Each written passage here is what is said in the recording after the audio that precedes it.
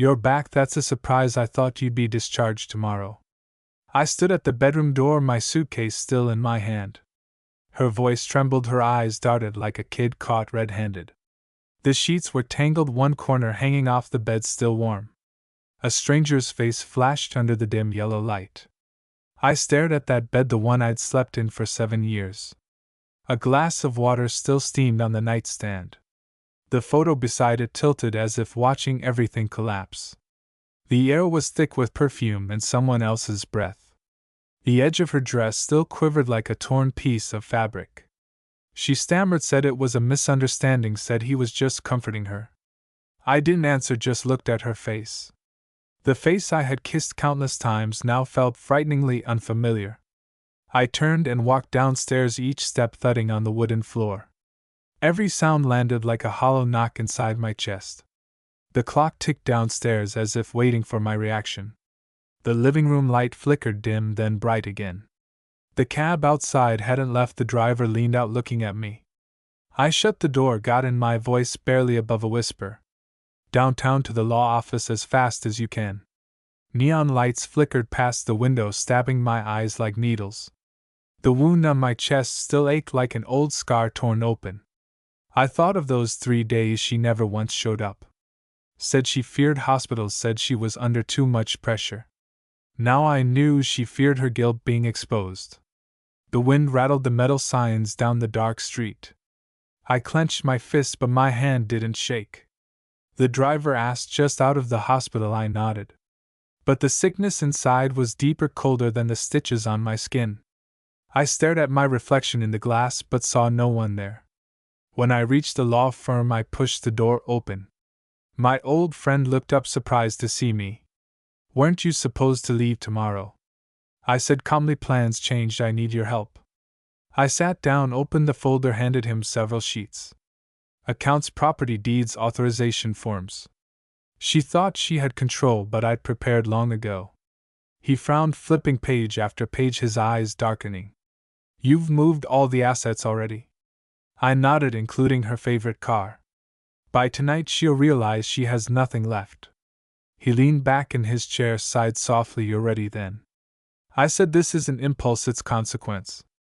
On the way back I stopped at the bank. The clerk confirmed my ID, froze our joint account. The money she spent would fund my case against her.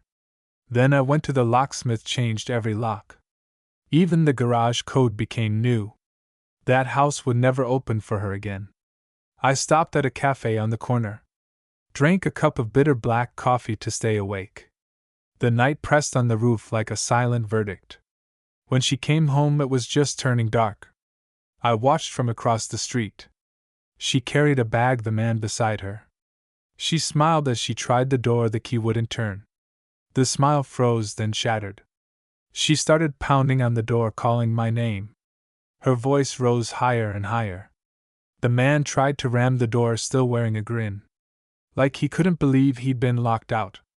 I leaned against my car, sipping coffee, watching their panic. The lawyer in the driver's seat said softly, this is fair. I said, this is only the beginning, not revenge, just reclamation. Her cries scattered in the wind into pieces. The sound sharp but hollow, like someone else's dream. I turned away and never looked back. The next morning I sat on a motel balcony drinking coffee. 10 missed calls on the table, all from her. And one unknown number. I didn't answer, just logged into the legal portal. Files uploaded, divorce petition submitted. Restraining order in process. The video evidence was clear, she hadn't even closed the curtains. The light exposed every detail of her face. Then I called the bank hotline. Reported misuse of the joint account, requested a freeze. Part of the money came from veterans' benefits. Federal protected funds, she couldn't escape that. The lawyer texted, she's now officially under investigation. I leaned back, watching clouds drift quietly. So calm it was almost peaceful. I thought of her college job and the professor she'd been seeing. I wrote an email to the University Ethics Board. Attached timestamps, screenshots, and evidence. Subject line, simple report of inappropriate relationship. That afternoon I got a reply, investigation opened. I didn't smile, just closed the laptop and picked up the new deed. That night under the lamp I sorted through the files. Each folder felt like a block of cold iron. That weekend I drove to her parents' house. When she opened the door, her eyes wide with fear. I said, "I'm here to talk to your parents." Her mother stepped out, tone as cold as ever. "So it's you," she said, "still have the nerve to come here?" I nodded, handed over a folder. Inside 3 documents: list of embezzled funds, school notice, property papers. Her father glanced through, his hands shaking. Her mother called me despicable, I replied evenly. Facts don't disappear just because they hurt. I told them I'd stopped paying their mortgage. That money I'd quietly wired every month for years. Their faces went pale, like all strength drained out. I walked away as shouting and crying erupted behind me. It wasn't pleasure, just confirmation that it was over. Weeks later the news broke: the professor suspended, under investigation. His wife received an anonymous divorce packet. The school announced termination, revoked his pension. He lost his job, reputation, family, and future. She lost her home, her savings, her dignity, her friends. The court summons reached her, demanding repayment of all embezzled funds, including the veteran grant plus interest and penalties. She searched for work, ended up at a home goods store. I saw her from afar at the register in uniform, smiling at customers, her old ring still on her finger. In that moment I felt no pity, only certainty. At night she posted long messages online playing the victim. Said she'd been manipulated, said the marriage destroyed her. I logged in with a new account, left one line. "Did you forget the hospital video?" Her friends flooded the comments, some angry, some stunned. Her disguise tore apart like paper. Next day she texted, asked what I wanted.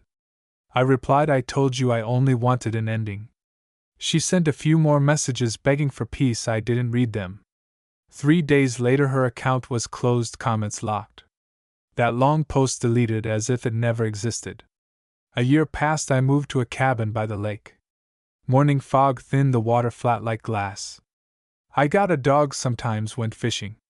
Started a fund helping veterans like me. Every month a payment arrived on time. The court ordered compensation. Precise numbers: 52,319. Next to it I wrote her name. Not out of hate, just to remind myself I was betrayed once. Someone asked, "Do you still miss her?" I said I miss the person who never really existed. Revenge doesn't heal, but it makes truth visible. Sometimes I dream of that night, the dim light in the room. In the dream she reaches out to explain, but I can't hear her voice. I sit by the lake until dusk, listening to wind through the pines, thinking of that light and that bed. I can finally breathe steady again. I know I've won, not because she lost, but because I no longer need any explanation. Her world collapsed, I rebuilt mine. No forgiveness, no resentment. Only balance and order returned. Watching the light fade, I think one thing. Justice comes slow, but it comes. That's enough, the story quiet enough to end. No explosions, no shouting, just silence and echo. The kind of sound every betrayer will one day hear.